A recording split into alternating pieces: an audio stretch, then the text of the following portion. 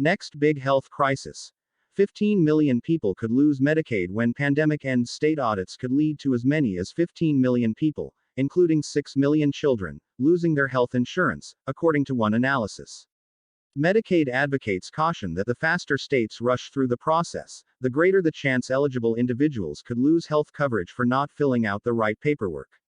By Megan Messerly. Millions of the most vulnerable Americans could lose their Medicaid insurance when the pandemic ends, and some state officials are worried they might not have enough time or resources to help people find new coverage. States expect the current federal public health emergency to expire this year, triggering a requirement that they must comb through their Medicaid rolls to see who is no longer eligible. Those audits, which have been suspended for the past 2 years, could lead to as many as 15 million people losing their health insurance, including 6 million children, according to an analysis from the Urban Institute.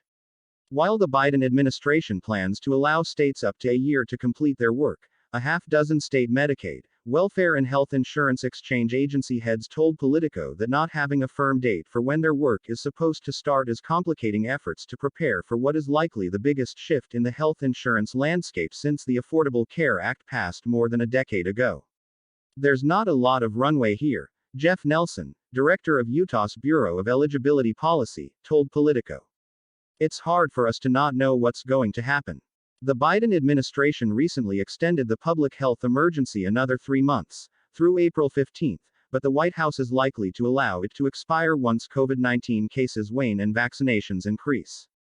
Congress could help, they say, if it decouples the requirement to keep people on state Medicaid rolls from the public health emergency and sets a date for when the pandemic-era policy will end. State officials are also asking federal lawmakers for more money and eyeing additional requirements for the unwinding effort, which some say could safeguard against pressures from state lawmakers to expedite the process in order to save money and remove people from welfare rolls as soon as possible. People typically lose Medicaid coverage because their income increases above the eligibility threshold, or they fail to submit the proper paperwork to prove they qualify. But when the pandemic began, Congress, in exchange for additional federal funding, barred states from kicking people off Medicaid. Enrollment surged nearly 20% over the next 16 months to 76.7 million, according to the Centers for Medicare and Medicaid Services, an all-time high. Now, states fear that unwinding the expanded social safety net could prove messy, as many of the millions removed from the rolls may not know they've lost their health insurance or which options are available for new coverage. It's a problem not just for states but for the Biden administration, which might be forced to grapple with rising uninsured rates in an election year.